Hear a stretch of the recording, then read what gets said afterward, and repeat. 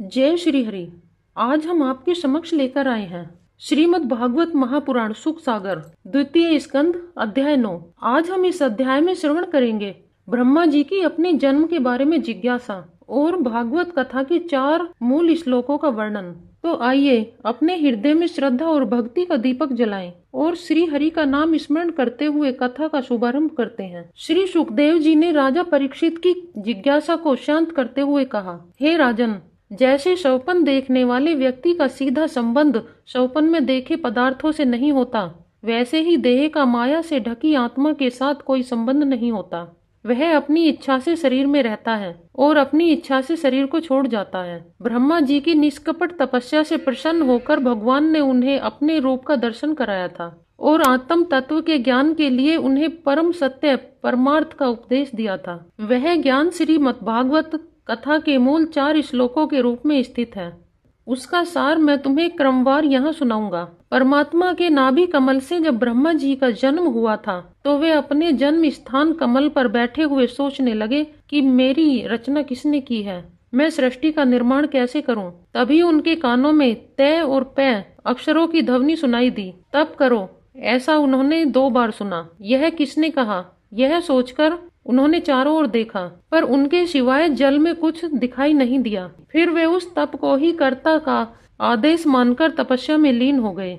हे परीक्षित, महात्मा लोग इस तप को ही त्यागियों की संपत्ति स्वीकार करते हैं। हे राजन, ब्रह्मा जी ने उस कमल दल पर बैठकर 1 सहस्त्र दिव्य वर्ष तक एकाग्रचित्त होकर तप किया। उनकी तपस्या से प्रसन्न होकर भगवान ने वह लोक दिखाया जो सबसे श्रेष्ठ है और जिससे परे कोई दूसरा लोक नहीं है। उस लोक में किसी भी प्रकार का कलेश, मोह और भय नहीं है। उस बैकुंठ लोक में चतुर्भुज भगवान विष्णु लक्ष्मी जी के साथ निवास करते हैं। ब्रह्मा जी ने देखा कि उस दिव्य लोक में समस्त भक्तों के रक्षक लक्ष्मीपति, विश्वपति और यक्षपति भगवान विराजमान हैं। सभी पार्षद उनकी सेवा में लगे हुए हैं। भगवान के शीश पर मुकुट, कानों में कुंडल और कंधे पर पीताम्बर सुशोभित है। उनकी 4 भुजाएं हैं जिनके शंख, चक्र, गदा और पद्म स्थित है। उनके पास में लक्ष्मी जी लाल वस्त्रों में विराजमान हैं।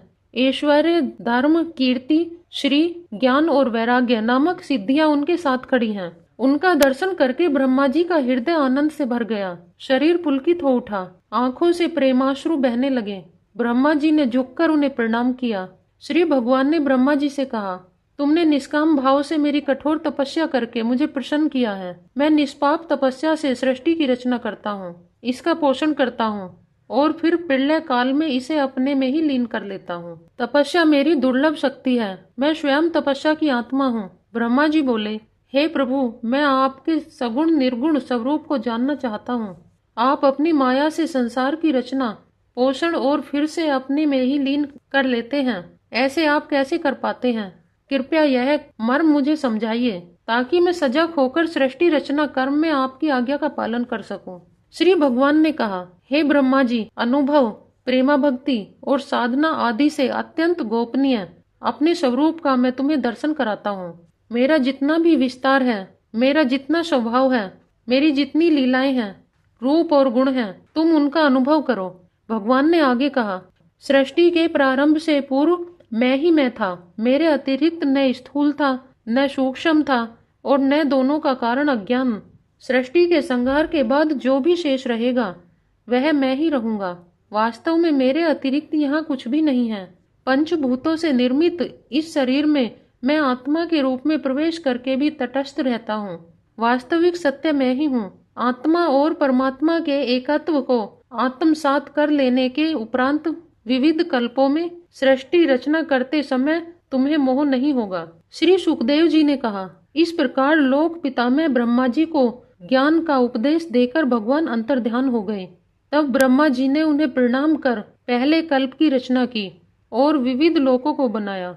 उन्होंने विश्व कल्याण और व्यवस्था के लिए यम नियमों को बनाया। उस समय उनके सर्वाधिक प्रिय पुत्र देवर्षि नारद थे। उन्होंने भगवान के द्वारा सुना हुआ 10 लक्षण वाला भागवत पुराण अपने पुत्र नारद को सुनाया। तब नारद जी ने उसका उपदेश मेरे पिता श्री कृष्ण द्वैपायन व्यास जी को दिया।